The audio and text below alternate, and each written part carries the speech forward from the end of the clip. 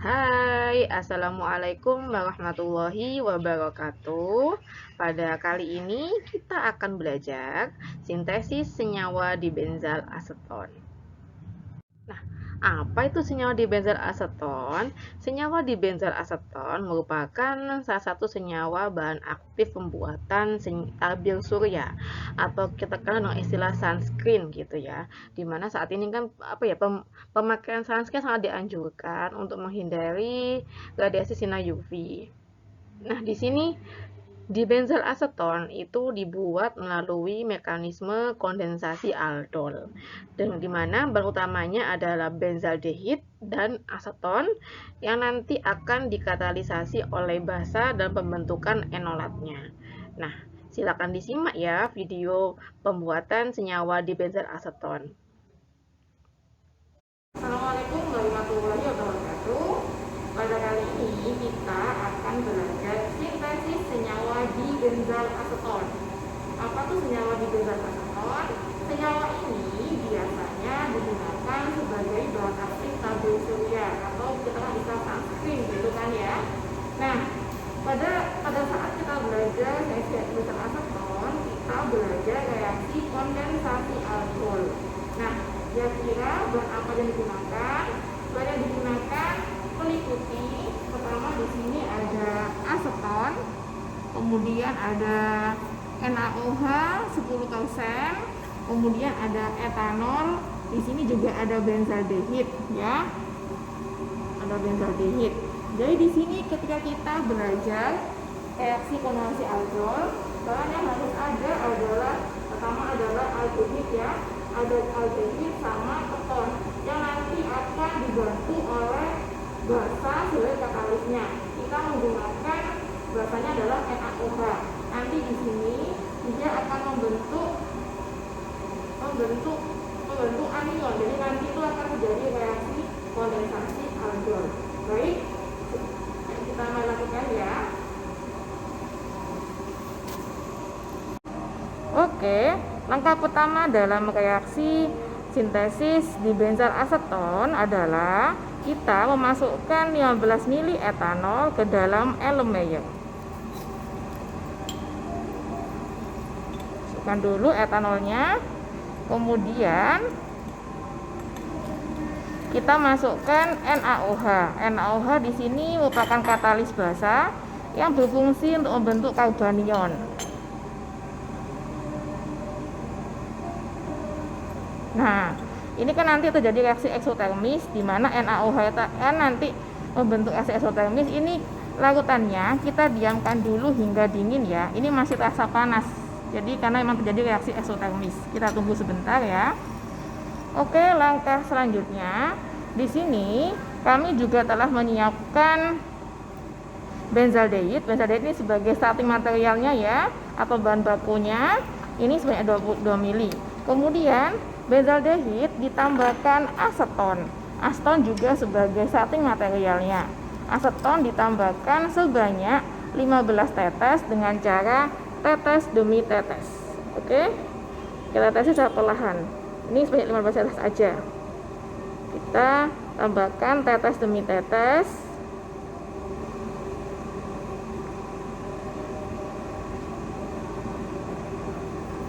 Nah, ketika sudah kita tambahkan dengan aseton, ini kita tunggu selama 5 menit terlebih dahulu.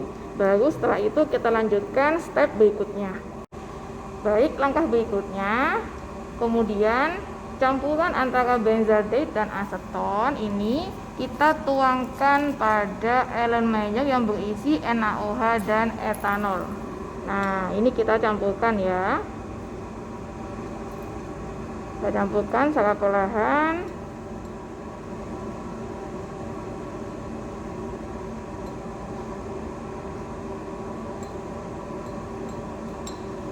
Kemudian langkah berikutnya adalah kita aduk campuran ini selama 30 menit menggunakan bantuan pengaduk magnet.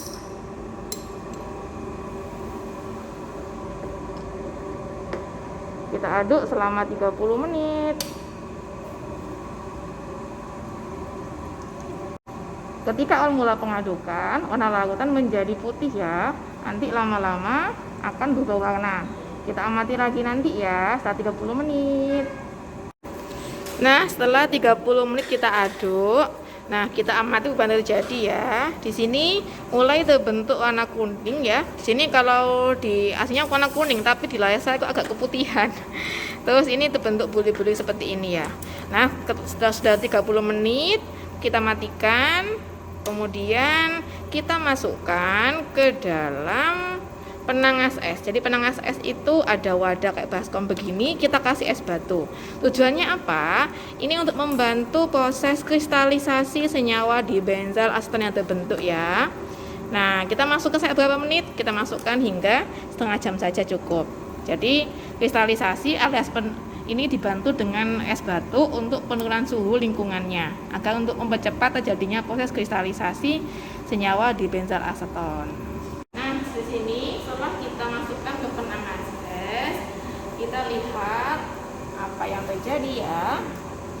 Nah, di sini bisa kita amati sudah terbentuk kristal senyawa di benzal aseton ya. Warnanya kekuningan seperti ini ya. Langkah berikutnya adalah kita saring. Di sini kita menggunakan bantuan corong gelas dan kertas saring. Ingat, kertasnya harus kita timbang dulu untuk memudahkan dalam penimbangan nanti. Ini sudah kita timbang. Di sini kami menggunakan double. Ini berat doublenya itu 1,4329 gram. Nah, ini kita sudah lipat ya. Kita saring secara perlahan di sini.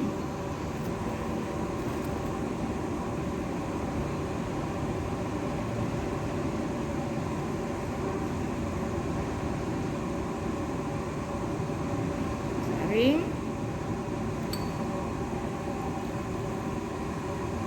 Nah, ini masih ada sisanya.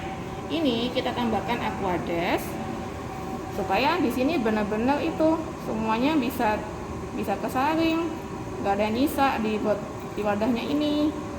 Jadi nanti perhitungannya sangat kuantitatif untuk menghitung rendemen senyawanya.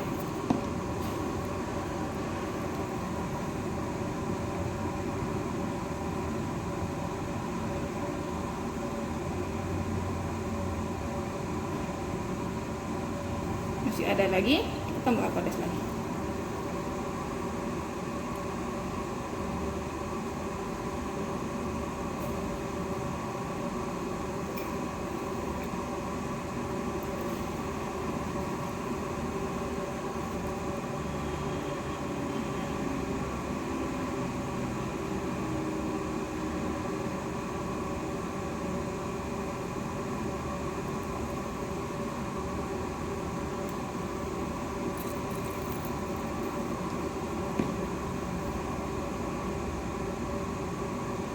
Kita tunggu dulu ya, nanti kalau habis kita tambah lagi ya.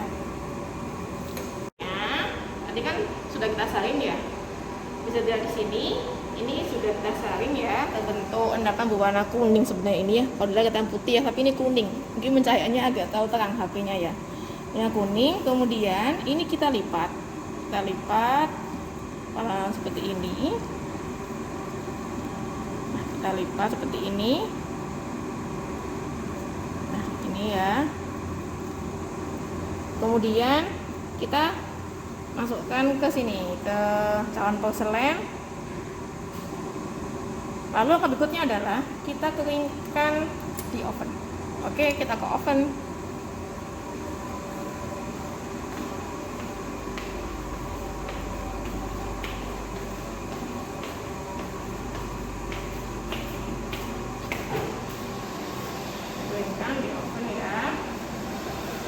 Fungsi pengeringan ini untuk menghilangkan uap airnya, menghilangkan sisa airnya. Nanti kita akan mendapatkan berat yang konstan untuk menghitung rendemen reaksi dari di benzal aseton.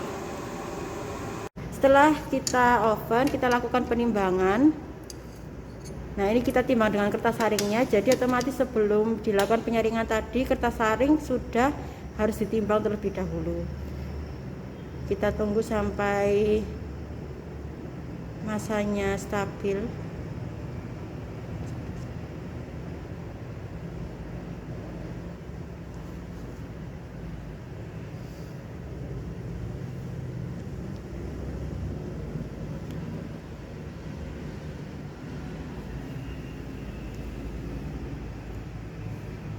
Kemudian masa yang sudah stabil ini dicatat. Kita lakukan pengeringan lagi untuk kedua kalinya. Setelah dilakukan pengeringan sekitar 10-15 menit, kemudian ditimbang lagi dan dicek dulu penimbangan yang pertama dengan kedua. Kalau belum stabil, belum sama penimbangannya, maka perlu dilakukan pengeringan kembali. Jadi pengeringan ini dilakukan sampai masa sebelum dan sesudah pengovenan itu sama. Tahap selanjutnya adalah tahap rekristalisasi. Jadi pada tahap rekristalisasi ini bertujuan untuk menghilangkan pengotor-pengotor yang terdapat pada kristal dan terbentuk kembali kristal yang sudah murni. Harapannya sudah murni kristal tersebut. Jadi kita tahu tidaknya kristal itu murni adalah melalui KLT.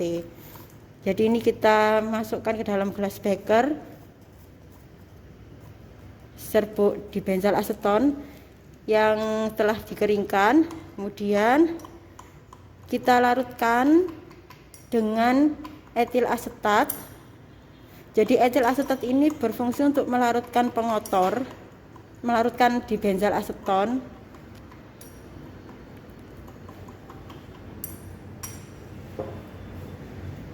Oke, kita tambahkan di benzal etil asetat ini ke dalam kristal di benzal aseton.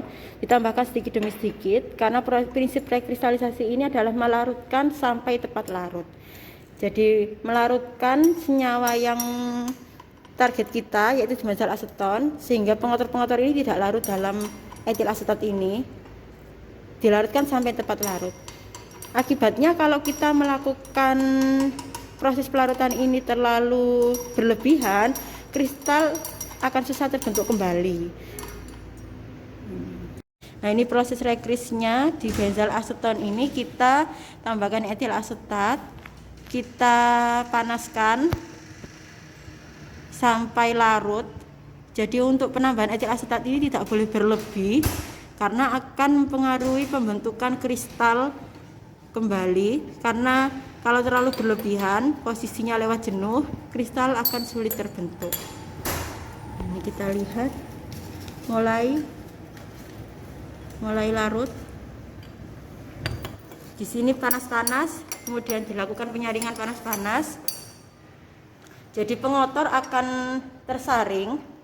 Pengotor ini akan tertahan pada kertas saring dan harapannya kristal di benzal aseton ini akan terbentuk kembali melalui filtrat ini. Jadi filtrat ini adalah kristal di benzal aseton kita.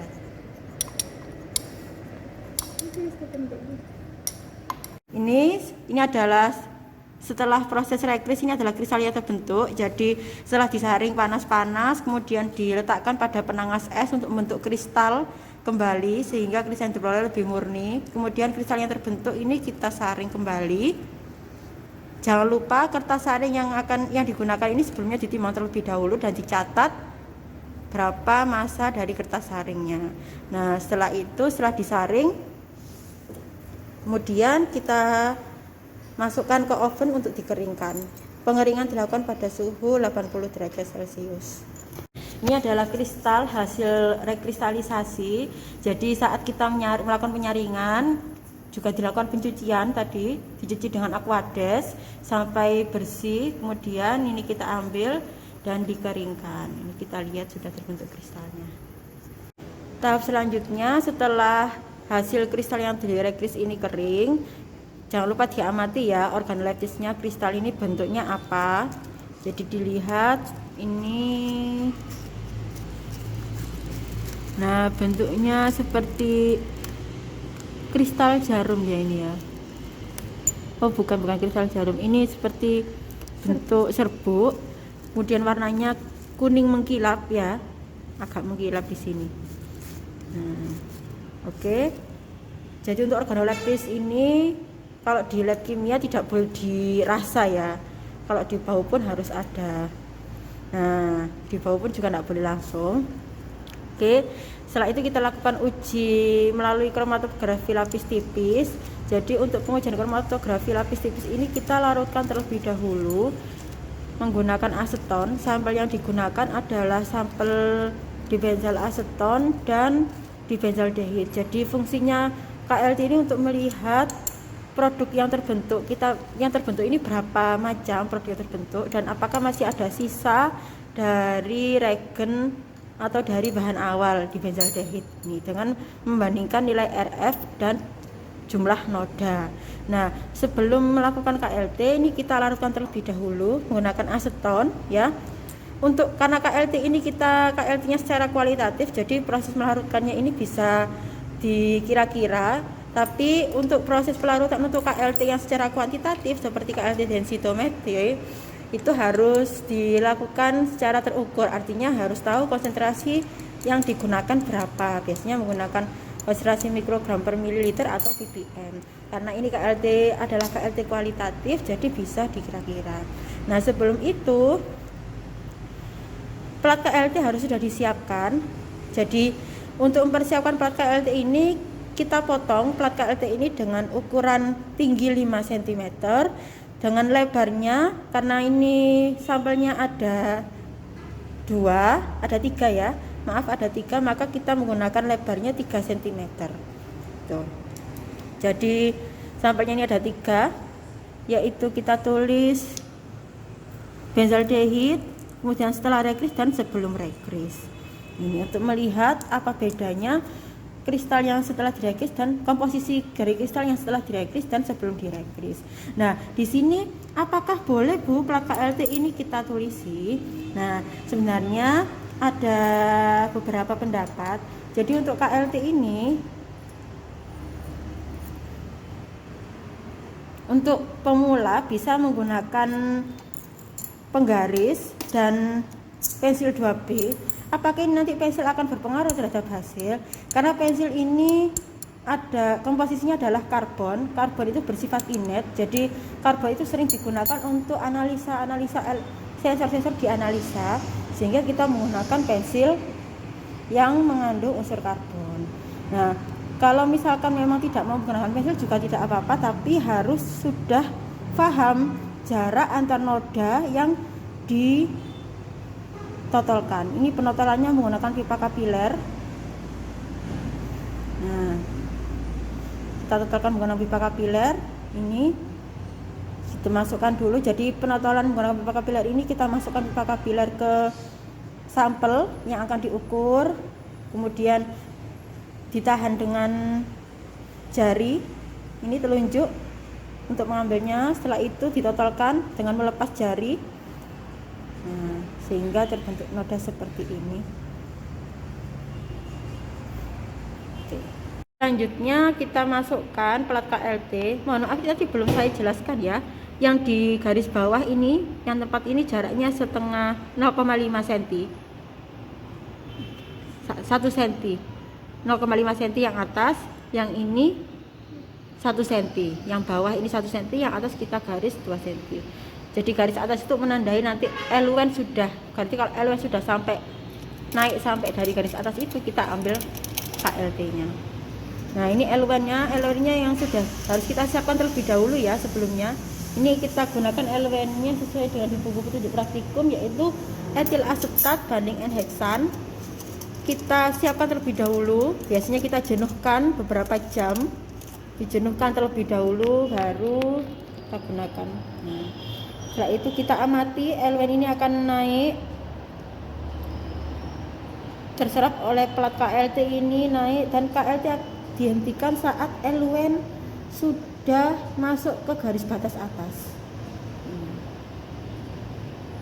Nah, ini saat LUN sudah mencapai garis batas, ini kita ambil ya menggunakan pinset, tidak boleh menggunakan tangan. Nah, setelah itu kita kering anginkan dulu. Nah, setelah dikering anginkan, nanti kita lihat pada sinar UV. Oke, ini adalah hasil dari KLT. Di sini kita lihat ada masing-masing sudah ada nodanya. Ini kita gambar. Nah, ini nodanya untuk menentukan titik RF-nya. Karena titik RF itu nanti merupakan hasil dari pembagian jarak noda dengan jarak dibagi dengan jarak LUN. Selanjutnya kita lakukan perhitungan pengukuran RF. Nah, pengukuran RF ini kita menghitung jarak noda itu dengan cara ini kita cari titik tumpunya atau titik tengah. Jadi perlu diingat pada hukum di pelajaran fisika atau matematika, untuk mencari titik tengah suatu benda yang tidak beraturan, kita gambar antara garis yang paling luar itu, kita gambar garis lurus, kemudian bertemu dengan yang paling luar juga di bawah sehingga terbentuk persegi. Kemudian kita gambar secara perlahan-lahan garis diagonal dari tepi ke tepi. Nah, titik tengah dari benda tidak beraturan atau gambar yang tidak beraturan ini adalah hasil persilangan garis diagonal. Nah, di sini. Nah, di situ adalah menunjukkan titik tengah dari noda yang pada sampel A ini. Nah, di sini kita ukur berapa senti nodanya.